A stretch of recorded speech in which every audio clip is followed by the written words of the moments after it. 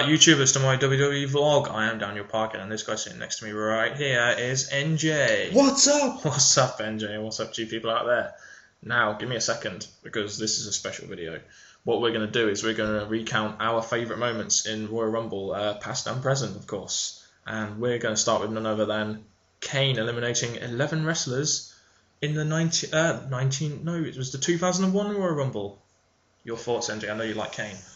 Yeah, I'm not going to lie, you know this. He's one of my favourite wrestlers, and for him to go into the Royal Rumble, eliminate 11 superstars, kick ass, look good, sadly not win, but I thought it was great for him doing what he does best, or did best. Yeah, it really did make him look strong. But I mean, I know he didn't win, but it just really shows what kind of wrestler Kane is a dominating wrestler, and that's how we should always be. And let's hope he can do that at this year's Rumble. Fingers crossed. Fingers crossed. All right then. What about the next moment? We got Triple H coming in as number 1, Rey Mysterio coming in as number 2, and Rey Mysterio winning it. I know you're not a big fan of Rey, but this is still a big moment in Royal Rumble. For Rey, yeah, it was, because obviously someone who didn't expect to win, because he was in so early and not so great. He made it all the way through to make it to the final with Triple H, which I absolutely love. Triple H and Randy Orton, wasn't it? And Randy Orton. Yeah, of course. But yeah, for me, like NJ just said, it really, again, defined what the Royal Rumble's for. Is to give these mid-carders, mid-carders, a push to main event status, to give them credibility as main event wrestlers. And to have someone like Rey Mysterio, who was like an against all odds underdog guy, was just really good to see. And then he won the title later at WrestleMania, so it works. It was good. What about the people that entered number one, but won it? Shawn Michaels. Wow. I bet loads of people think that was amazing, great for him. He went through and basically kicked ass and did it pretty well. Was that the Rumble when he had one leg, when he was dangling, he had one leg on the floor? I think, was that the Rumble? I think it was. Yeah. What I'm thinking, yeah. Which was another moment we had. What about Chris Benoit? Oh, someone that we didn't think would win. We all had different predictions, but for Chris Benoit to surprise us, to win it, I thought that did great for his career. Yeah, I mean, it just shows how WWE can use the Royal Rumble to push a mid-carder / upper mid-carder to a main event guy. And we all know from then on he became a main event guy and became World Heavyweight Champion. So there you go. WWE doing it right, in our opinion. Next moment for me, I think, well, it's not a moment, but the whole Royal Rumble itself in 1992 was just like one of the best Rumbles ever. It had just the best wrestlers.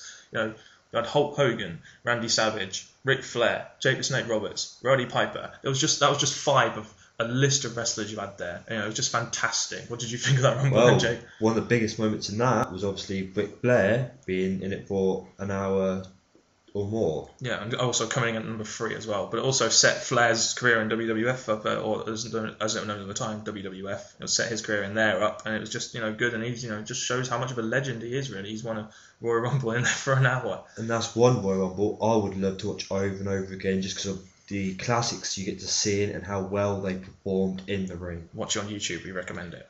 What about Mick Foley coming out as 3 wrestlers in one Royal Rumble? And the WWE allowing that.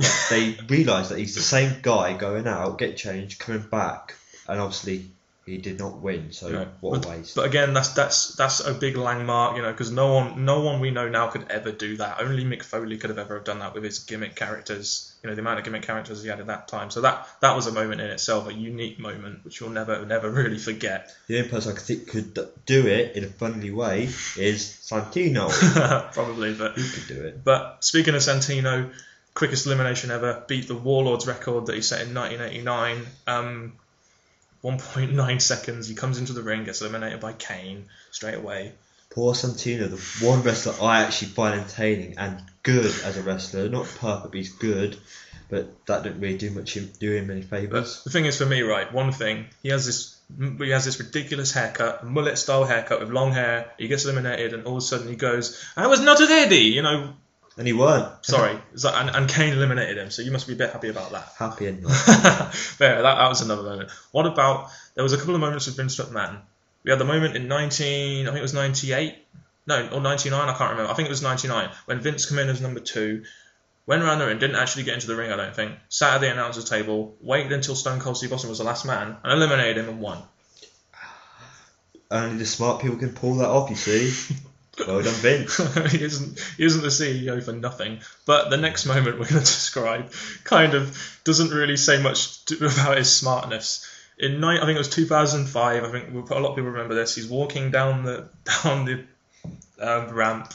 He goes he tears a quad while walking down to the ramp. Gets into the ring. The wrestlers are all surrounding him, and he's obviously there in pain. He gets up, tears the other quad. Who else could do that? And all these wrestlers are around him going, well, what do we do? What's going on? How do we eliminate him? He's sitting there saying, help me. Obviously they don't know what to do, but that was entertaining, but obviously pretty sad because it weren't meant to happen, obviously. Yeah.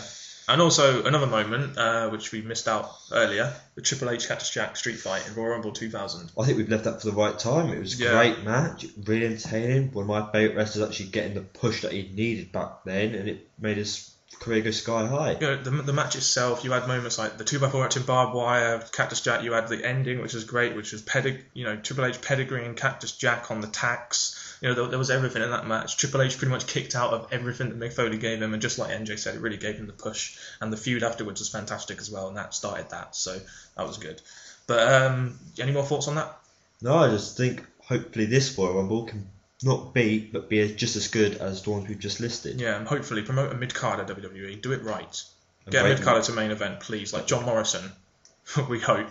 But yeah, anyway, I think we end that video there. That's pretty much all our Royal Rumble moments. But we also want to know what are your favourite Royal Rumble moments. If you have any, or you want to comment, put in the comment section below. And also, if you think we've forgotten any important Royal Rumble moments that you think were good, also don't hesitate to put in the comment section below, of course. And that is it from us. And we will say bye. I am Daniel Parkin, and this is NJ. And you can catch us on Twitter. Well, you can catch me on Twitter at Daniel_Parkin. NJ at NJ17. You can also catch us on Tumblr where we update regular WWE blogs. My Tumblr is Daniel Parkin and NJ's is WWNJ. So we thank you very much for watching this special episode, and we hope you enjoy the Royal Rumble this Sunday. And that's goodbye from us.